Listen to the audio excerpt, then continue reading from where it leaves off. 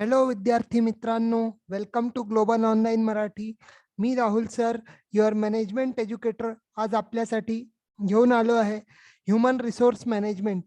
याच्या आधी आपण ऑर्गनायझेशनल बिहेवियर केलं आणि आजपासून आपण सुरू करू आपला नवीन युनिट, नवीन topic, that is human resource management.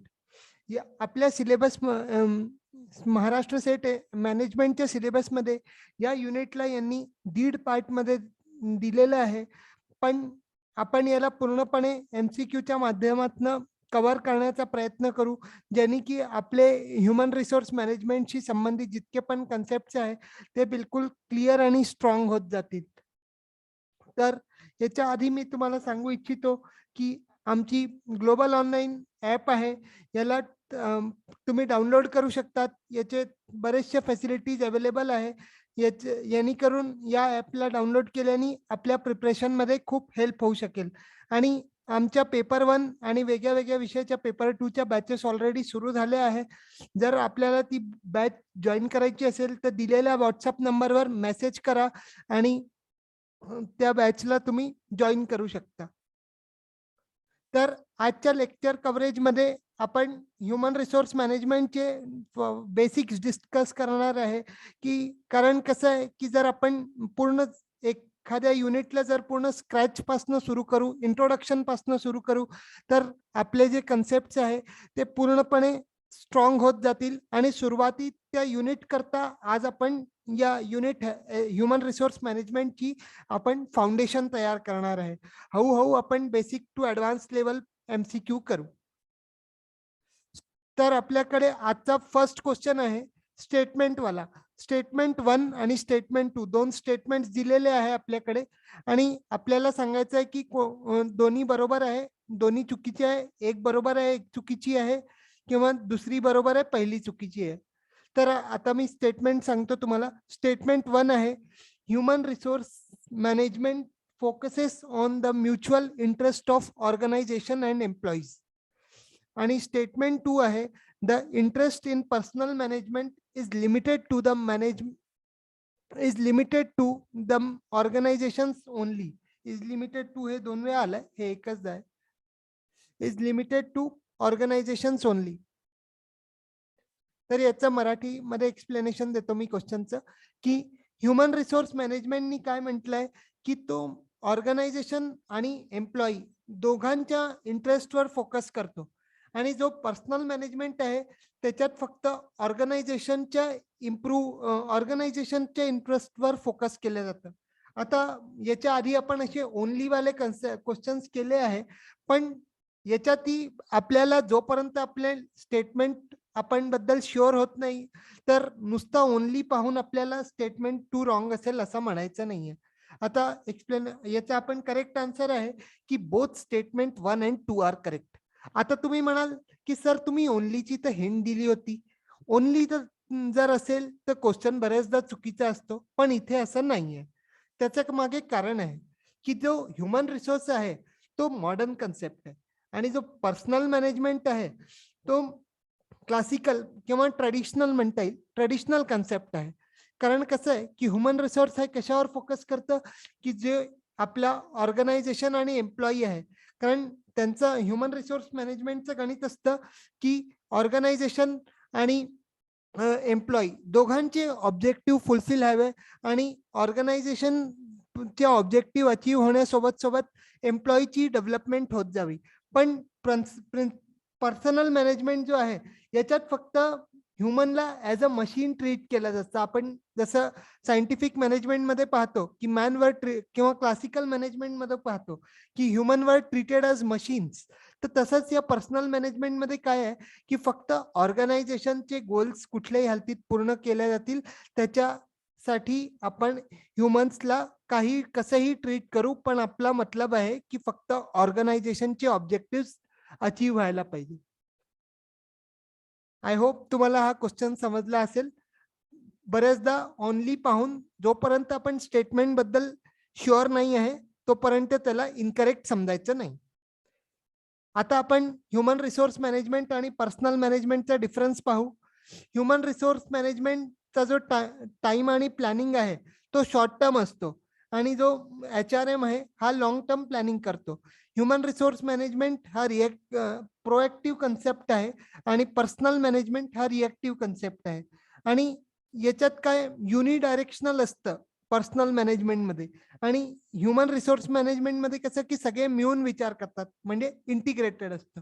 मग जी सायकॉलॉजी असते पर्सनल मॅनेजमेंटमध्ये, ती कंप्लायन्स असते, म्हणजे तुम्हाला चांगल्यापैकी धुवून घेण्यात येतं. इन द सेन्स की तुमच्याकडनं ते कंपल्सरी करतील की तुम्हाला असंच करायचंय.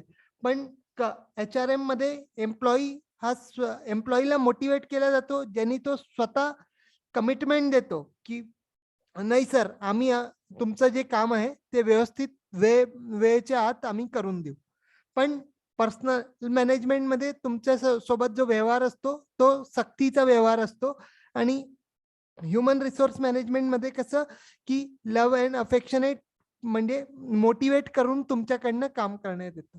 मग कंट्रोल जो आहे पर्सनल मॅनेजमेंटमध्ये कसं की तुम्हाला एक्सटर्नली कंट्रोल केलं जातं, आणि जो ह्युमन रिसोर्स मॅनेजमेंट आहे त्याच्यात एम्प्लॉई स्वतःला कंट्रोल करतो की नाही आपलं काम झालं, आपल्याला काम करायचं आहे ऑर्गनायझेशन बद्दल. तर मग याच्यात जो रिलेशनशिप आहे ती प्लुरलिस्ट असते, कलेक्टिव्ह असते आणि लो ट्रस्ट असते. कारण एम्प्लॉईवर जो बोर्ड ऑफ डायरेक्टर्स आहे त्यांना एम्प्लॉईवर बराचसा खूपसा विश्वास नसतो. त्यांना काय करायचंय की आमचं काम झालं पाहिजे, एवढे युनिट्स तुम्हाला प्रोड्यूस करायला म्हटलं तर त्याच्यासाठी रात्री 1 वाजो, 12 वाजो, 2 वाजो, काही वाजो, पण इतके युनिट्स तुम्हाला प्रोड्यूस करायचे. पण ह्युमन रिसोर्स मॅनेजमेंटमध्ये काय करतात की युनायटरी असतात, सगळे एकम येऊन बरोबर टीम वर्क ज्याला आपण म्हणतो, तर ते युनायटरी असतात. म्हणजे जे ऑर्गनायझेशनचे जे मेंबर्स आहे, जे हेड आहे किंवा मॅनेजर्स आहे आणि त्यांचे सबऑर्डिनेट आहे, हे सगळे मिळून गोलला अचीव करतात. तर म्हणून याला युनायटरी अप्रोच म्हणतो. आणि इंडिव्हिज्युअलिस्ट असतात की इंडिव्हिज्युअलच्या लेवलवर जाऊन की बाबा रे हा इतका वेळपासून काम करून राहिला, याला आपण रेस्ट देऊ, म्हणून त्यांना ब्रेक दिला जातो. पण पर्सनल मॅनेजमेंटमध्ये असा ब्रेक वगैरे दिला नाही जात. आणि जो मॅनेजर आहे तो त्यांच्या एम्प्लॉईजवर ट्रस्ट करतो, जेव्हा की पर्सनल मॅनेजमेंटमध्ये ट्रस्ट केला जातो पण तो अगदीच कमी असतो. पण HRM मध्ये जो ट्रस्ट लेवल आहे तो हाय असतो. मग त्याच्यानंतर स्ट्रक्चर आणि सिस्टम बद्दल म्हटलं तर ब्युरोक्रॅटिक, फॉर एक्झाम्पल जे आपले सरकारी ऑफिसेस असतात ते ब्युरोक्रॅटिक नेचरचे असतात. आणि याच्यात कसं आहे HRM मध्ये फ्लेक्झिबल असतात, म्हणजे आणि तसंच आपल्याला इथे वर्ड दिला आहे फॉर्मल. तर पर्सनल मॅनेजमेंट जे आहे तो मोस्टली फॉर्मल असतं, आणि जे ह्युमन रिसोर्स मॅनेजमेंट आहे त्याच्यात इनफॉर्मल आणि फॉर्मल दोन्ही केसेस असतात. मग रोल्स जे आहे HRM जे आहे त्याच्यात लार्जली इंटिग्रेटेड मॅनेजमेंटचा रोल असतो, म्हणजे सगळे मिळून काम करतात. आणि स्पेशलिस्ट जे आहे, जर तुम्ही त्या जे काम मध्ये तुम्ही स्पेशलाइज्ड आहे पर्सनल मॅनेजमेंट मध्ये, तेच काम तुम्हाला दिलं जाईल. आणि जे इव्हॅल्युएशन क्रायटेरिया आहे, इव्हॅल्युएशन कशावर केलं जातं की आम्हाला इतकं तर प्रोड्यूस करायचं आहे पण कमीत कमी खर्चात इतकं प्रोड्यूस करायचं, दॅट इज कॉस्ट मिनिमायझेशन. तर पर्सनल मॅनेजमेंटमध्ये जे इव्हॅल्युएशन केलं जातं ते कॉस्ट मिनिमायझेशनवर केलं जातं. आणि HRM मध्ये काय आहे की मॅक्सिमम युटिलायझेशनवर इव्हॅल्युएशन केलं जातं. आता question number 2, which type of strategy is adopted in human resource department. बऱ्याचदा असाही क्वेश्चन विचारला जातो, कारण हे तसं तर स्ट्रॅटेजिक मॅनेजमेंटचा पार्ट आहे, पण एकदा ते विचारतात असं. तर आपल्याकडे ऑप्शन ए आहे functional strategy, option B grand strategy, option C corporate strategy आणि option D both B and C. आता इथे या क्वेश्चन मध्ये आपला करेक्ट आन्सर आहे फंक्शनल स्ट्रॅटेजी. कारण काय HRM जे आहे ते एक वेगळं ऑर्गनायझेशनचं फंक्शन आहे. जसं HRM झालं, मार्केटिंग झालं, फायनान्स झालं, हे सगळे काय की हे वेगळ्या वेगळ्या ऑर्गनायझेशनचे डिपार्टमेंट्स आहे. तर याच्यात आपल्याला काय करतो की वेगळ्या जे आपल्याला फंक्शन्स आहे, फॉर एक्झाम्पल HRM ला काय करायचं आहे, रिक्रुटमेंट करायचं आहे, सिलेक्शन करायचं आहे, परफॉर्मन्स अप्रेझल करायचं आहे. तर HRM काय करेल की त्याच्यासाठी आपल्या लेवलवर स्ट्रॅटेजी बनवेल आणि जेव्हा मार्केटिंग आहे त्याला सेलिंग पाहायचं आहे, प्रमोशन पाहायचं आहे, आपली जे पब्लिक रिलेशन्स आहे, गुडविल आहे, याच्यावर फोकस करायचं आहे. आणि फायनान्शियल वर काय करेल की फायनान्स मॅनेजर जो राहील तो कॅपिटल बजेटिंग करेल, वेगळ्या वेगळ्या सोर्सेस पाहिल जिथून त्याला पैसे आणता येईल, प्लस शेअर होल्डर्सच्या रिक्वायरमेंट्सला पाहिल. ते फायनान्सचं काम झालं. म्हणजे काय करत आहे की इथे आपण डिपार्टमेंटल लेवलवर बरेचसे फंक्शन परफॉर्म करत आहे, म्हणून याला आपण फंक्शनल स्ट्रॅटेजी म्हणून घेतो. आता इथे या क्वेश्चन मध्ये आपल्याला एलिमिनेशन मेथड यूज करता येईल. कारण कसं की जी कॉर्पोरेट स्ट्रॅटेजी आहे ही तर एकदा जी बोर्ड ऑफ डायरेक्टर्स बनवतील ती पूर्ण याच्यावर ऍप्लिकेबल होईल. मग त्याच्यानंतर जी आपले ग्रँड स्ट्रॅटेजी राहील ती पण सुद्धा पूर्ण ऑर्गनायझेशननी बनवलेली राहील, म्हणजे that is applicable to the whole organisation. It is called grand strategy. आणि बोथ बी अँड सी, अरे बाबा जर बी कॅन्सल झाला, सी कॅन्सल झाला, तर बी आणि सी जर लिहिलं आहे तर ते दोन्ही कॅन्सल होतील ना. म्हणजे B C D are the incorrect, then you get the correct answer, that is option number A.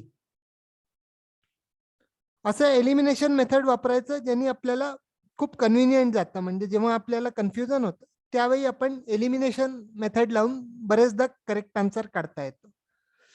Question number 3. Human resource planning is called A strategic planning, B activity based planning, C manpower planning आणि D none of the above. Human resource planning जी term आहे तिला अजून काय नाव दिलं जातं? Strategic planning म्हणतात, ऍक्टिव्हिटी बेस्ड प्लॅनिंग म्हणतात, मॅनपॉवर प्लॅनिंग म्हणतात, की नन ऑफ, काहीच नाही म्हणत त्यांच्यापैकी. तर याचा आपला करेक्ट आन्सर आहे मॅनपॉवर प्लॅनिंग. कारण ह्युमन काय आहे, अल्टिमेटली मॅनच आहे ना. आणि मॅनपॉवर जी आहे, कारण जर वेगळ्या वेगळ्या लोकांना तुम्ही आपल्या ऑर्गनायझेशन मध्ये बोलवाल तर तुमची काय वाढेल, मॅनपॉवरच इन्क्रीज होईल. तर याच्यामुळे ह्युमन रिसोर्स प्लॅनिंग जी आहे ही खूप वाईट टर्म आहे आणि याच्यात वेगळ्या वेगळ्या गोष्टी होतात.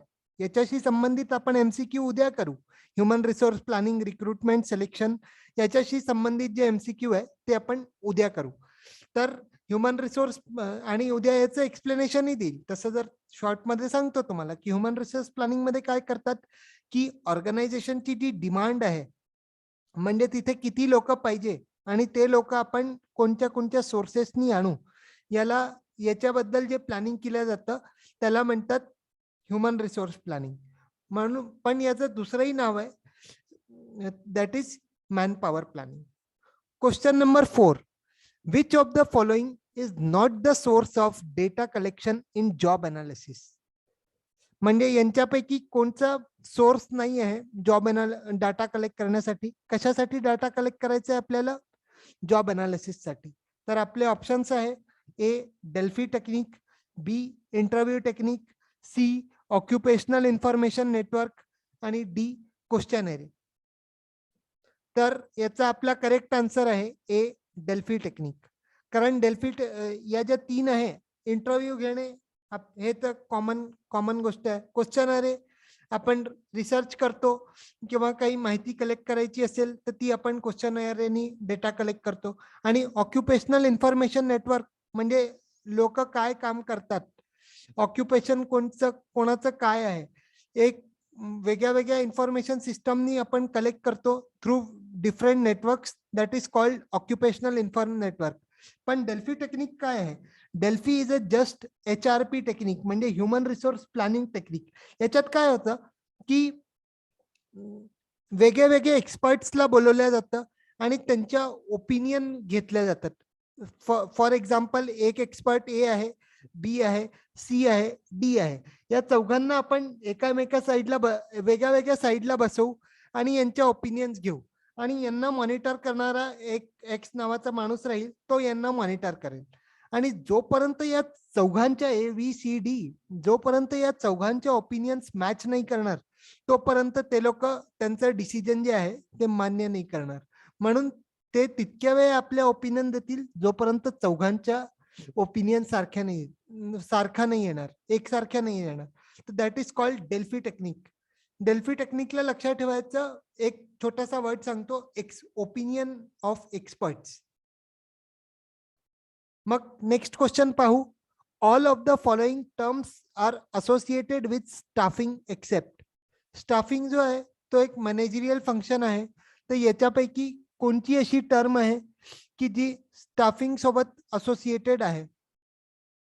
तर option A dismissal, option B selection, option C training आणि option D none of the above.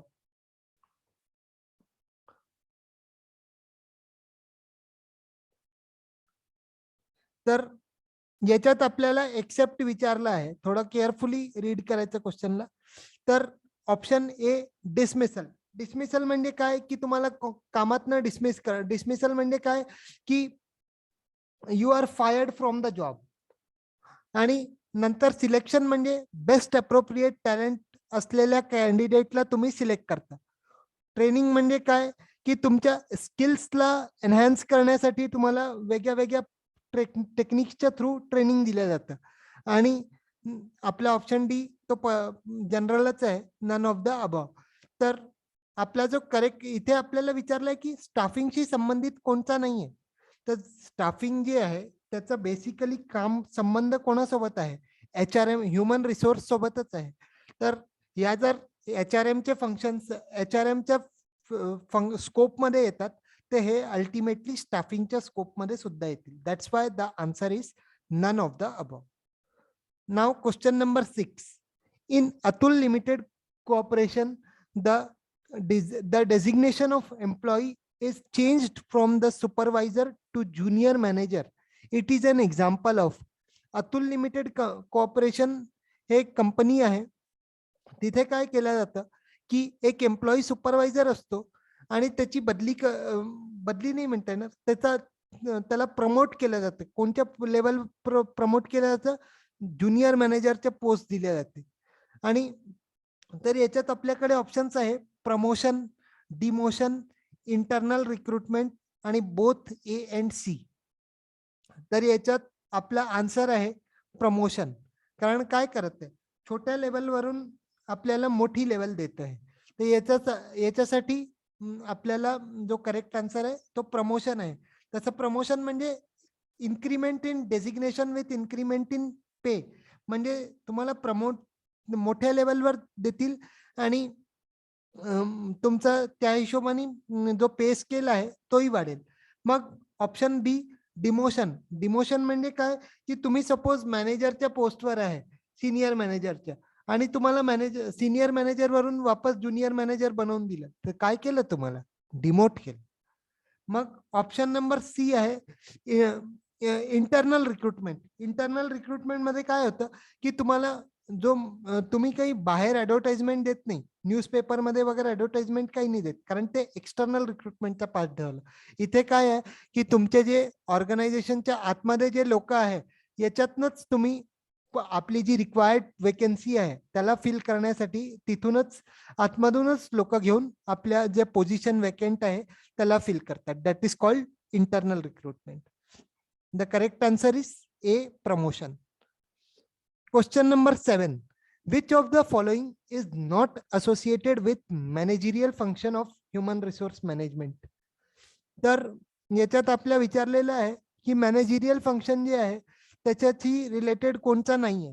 तर आपल्याकडे ऑप्शन्स आहे. Option A planning, option B directing, option C staffing आणि ऑप्शन डी एम्प्लॉयमेंट. वेगळे वेगळे आपण जसं फंक्शन्स ऑफ मॅनेजमेंट म्हणतो त्याच्यात आपण वेगळे वेगळे फंक्शन पाहतो. Planning, directing, controlling, staffing, organising, coordinating, budgeting वगैरे वगैरे. तर अशा याच्यात विचारलंय की यांच्यापैकी कोणता नाहीये. तर आपल्याला इथे स्पष्ट दिसतंय की जे ING वाला नाहीये. हे मी गंमत म्हणून सांगतोय, पण हे एक पद्धत आहे याला आयडेंटिफाय करण्याची. तर जो एम्प्लॉयमेंट आहे that is not associated with managerial function. कारण हे काय आहे, हे ऑपरेशनल फंक्शन आहे. ऑपरेशनल फंक्शन म्हणजे काय की जो ह्युमन रिसोर्स जो आहे तो स्वतः ऑपरेट करतो आहे ज्याला. कारण HRM मध्ये काय केलं जातं, जी रिक्रुटमेंट असते तो कशाशी संबंधित असतो, दॅट इज एम्प्लॉयमेंट म्हणजे आपल्याला रोजगार जो दिला जातो त्याला आपण एम्प्लॉयमेंट म्हणतो. दर शनिवारी एक पेपरही येतो, एम्प्लॉयमेंट न्यूज. त्याच्यात बऱ्याचशा ऍडव्हर्टाइजमेंट येतात छान छान आणि थोड्या आउट ऑफ म्हणजे ऑल ओव्हर इंडिया लेवलवर तो वेगळ्या वेगळ्या ऍडव्हर्टाइजमेंट देतो. तर एम्प्लॉयमेंट न्यूज जो आहे म्हणून काढला जातो की त्याच्यात आपल्याला वेगळ्या वेगळ्या रोजगार बद्दल माहिती पडते. तर या क्वेश्चनचा आपला करेक्ट आन्सर आहे मॅनेजरियल फंक्शन जो HRM चा नाहीये, that is employment because it's an operational function. Question number 8. Which of the following is objective of human resource management? Normally असे विचारले जात नाही, पण एक हिंट देतो की जे टू फॅमिली वाले जे असतात ते मोस्टली ऑब्जेक्टिव्ह असतात. कारण रिसर्चमध्ये आपण कोणतंही आपण टॉपिक वाचाल, मॅनेजमेंट वाचाल, फायनान्स वाचाल, ह्युमन रिसोर्स वाचाल, मार्केटिंग वाचाल, तर इथे जसं टू वाले जे टू पासून सुरू होणारे जे लाईन्स आहेत त्या that are the objective, but in not all the cases. सगळ्या केसमध्ये असं नाही राहणार. कारण असंही होऊ शकतं की ते टू पासून सुरू होईल आणि काहीतरी निगेटिव्ह वर्ड येऊन जाईल आणि तो ऑब्जेक्टिव्ह कॅन्सल होऊन जाईल. आता ऑप्शन ए पाहू आपण, to improve the quality of work life. Option B, to maintain discipline among the employees. Option C, to maximise the employee potential through training. आणि option D, all of the above. The answer is very easy की option D, all of the above. कारण objective विचारले गेले आहे तर आपला जो पहिला पॉइंट आहे वर्क लाईफ म्हणजे एम्प्लॉईची जी काम करणं आणि त्याचं जे पर्सनल लाईफ आहे त्याच्या क्वालिटीला इम्प्रूव्ह करणं हे HRMचं फंक्शन आहे. मग डिसिप्लिन मेंटेन करणं तर आवश्यक आहे आणि दॅट इज साहजिक आहे. म्हणजे तर मेंटेन डिसिप्लिन हे सुद्धा HRMचं फंक्शन आहे. मग ऑप्शन सी जो आहे की maximise the employee potential through training. For example, आता तुम्ही एखाद्या नवीन ऑर्गनायझेशन मध्ये जॉब करता किंवा फॉर एक्झाम्पल एखादा BA BCom असलेला IT याच्यात जॉईन करतो, तर त्याला सुरुवातीत तर ट्रेनिंग दिलं जाईल ना. आणि त्या ट्रेनिंग काय करेल की त्याचे जे स्किल्स आहे स्किल्सला इम्प्रूव्ह करेल. आणि स्किल्स कशाने इम्प्रूव्ह होतील? ट्रेनिंगनी. आणि ट्रेनिंग कोण देईल? HR डिपार्टमेंट देईल. म्हणून हे HRMचं फंक्शन आहे, सॉरी ऑब्जेक्टिव्ह आहे. आणि option D, all of the above, म्हणजे these all the 3 ABC are functions of HRM. Question number 9. Which of the following are not considered as challenges in HRM? Challenges म्हणून HRM, challenges आणि difficulties हे दोन्ही सारखे असतात. तर याच्यात आपल्याला विचारलंय की चॅलेंज कोणचा नाही आहे. Option A, employee expectation. Option B, technological enhancement. Option C, scarcity of skilled labour. आणि option D, staffing. I hope याचा आन्सरही आपल्याला आला असेल, बरंच इझी आहे. तर याच्यात आपला आन्सर आहे, correct answer option D, staffing. कारण स्टाफिंग काय आहे? हे चॅलेंज नाही आहे, हे HRMचंच मॅनेजरियल फंक्शन आहे.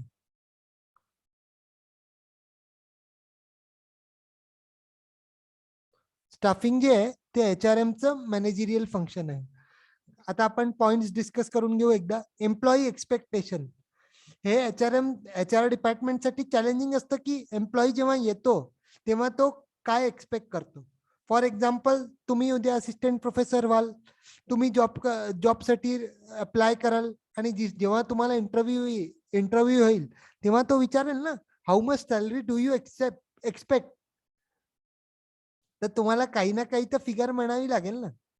तर त्याच्यासाठी हा एम्प्लॉई एक्सपेक्टेशन हा पॉइंट हा थोडासा चॅलेंजिंग असतो. तर याच्यात तुम्हाला सगळ्यात चांगलं उत्तर सांगतो, म्हणजे की असा जेव्हा प्रश्न विचारला जातो तेव्हा आपण म्हणायचं ॲज पर युअर नॉर्म्स. म्हणजे जास्तीही नाही कमीही नाही, तुमच्या नॉर्म्स प्रमाणे जे आहे, आमच्या क्वालिफिकेशन्सला जे तुमच्या हिशोबाने सूट करतं ते तुम्ही द्यावं. पण याचा अर्थ असंही नाही कि भाई हम तो तुम 10,000 दो हमको 5,000 दो हम काम करेंगे, असं नाही. आपण इतकी मेहनत करून एवढा मोठा एक्झाम क्लिअर करतो, आपल्याला काही तर भेटायला पाहिजे ना. मग ऑप्शन बी, टेक्नॉलॉजिकल एनहान्समेंट. आता याचं सगळ्यात चांगलं उदाहरण आहे कोविड. जेव्हापासून कोविड सुरू झाला तेव्हा काय झालं की सगळ्यांना ऑफलाईन वरून ऑनलाईन वर शिफ्ट व्हावं लागलं आणि बऱ्याचशा ज्या शाळा होत्या आणि जे हे आपल्या कॉलेजेस होत्या त्यांना आपल्या टीचर्सला ट्रेन करावं लागलं की आता कसं शिकवायचं आहे, झूमवर शिकवायचं आहे की आपल्या मायक्रोसॉफ्ट टीम्सवर शिकवायचं आहे, गुगल मीटवर शिकवायचं आहे, तर कशाने शिकवायचं आहे याच्यासाठी ज्या वेगळ्या वेगळ्या टेक्नॉलॉजीज आहे यांच्यासाठी आपल्याला ट्रेनिंग दिल्या झाली. म्हणून टेक्नॉलॉजिकल एनहान्समेंट जे आहे हे खूप मोठं चॅलेंज आहे. मग स्कार्सिटी ऑफ स्किल्ड लेबर, जे फॅक्टरीज आहे किंवा जे इंडस्ट्रियल एरिया आहे तिथे बरेचदा स्किल्ड लेबर भेटत नाही, ज्यांना ते काम 100% योग्य पद्धतीने येतात, तर ते सुद्धा एक चॅलेंज आहे. सो आणि जे स्टाफिंग आहे ते स्टाफिंग मी तुम्हाला पहिलेच सांगितलं की staffing is what, staffing is a managerial function. स्टाफिंगला चुकूनही ऑपरेशनल फंक्शन करू कन्सिडर करू नका, it will lose your marks. तर staffing is always a managerial function of HR. Question number 10. As per Luther Gluick, the managerial function includes all the function except A. Delegating, B. Planning, C. Controlling आणि D. Budgeting. तर याचा correct answer आहे ए. डेलिगेटिंग. इथे actually तुम्हाला confuse करण्यासाठी डेलिगेटिंग लिहिलंय, पण इथे पाहिजे काय, डायरेक्टिंग. आणि याचा आपण एकदा पाहू समोरच्या स्लाइडवर, कारण मी तुमच्यासाठी फंक्शन्स आणले आहे, कारण कधी कधी हे ऑड वन आउट मध्ये विचारले जातात. तर आपले जे लुथर ग्लुइक महाराज आहे यांनी 8 फंक्शन दिले, त्याच्या 8 नाही सॉरी 7 फंक्शन दिले. तर याच्यात आपले जे हे आहे ते फंक्शन्स आहे planning, organising, staffing, directing, coordinating आणि रिपोर्टिंग आणि बजेटिंग. परत एकदा सांगतो, planning, organising, staffing, directing, coordinating, reporting and budgeting. So this is all about today's session. I hope you enjoyed and you liked the video. Video आवडला असेल तर एक like करून द्या. ग्लोबल ऑनलाईन इन मराठीवर पहिल्यांदा विजिट केलं असेल तर चॅनलला सबस्क्राईब करून द्या. याच्यासोबतच आजचा आपण सेशन एंड करू. Thank you, bye.